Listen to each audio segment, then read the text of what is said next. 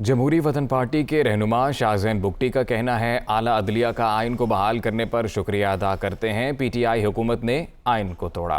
इमरान हुकूमत को इदारों के न्यूट्रल होने पर तकलीफ थी। इन्होंने आखिरी दम तक अदम एतमाद से बचने की कोशिश की।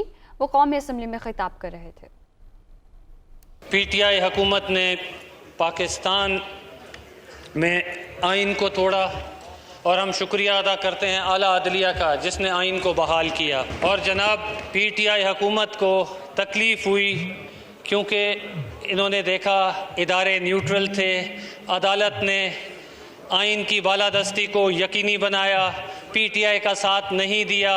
इस वजह से पीटीआई ने आज आखिरी दम तक कोशिश की कि हम इस अमल से बचें, मगर मजबूरन इन्होंने जब देखा कि तौहीन अदालत हम पे लगेगी, स्पीकर साहब ने इस्तीफ़ा दिया और चेयरमैन साहब आपको ये ज़िम्मेदारी दी कि आप वोट करवाइए, इस जमहूरी अमल को ना रोकिए।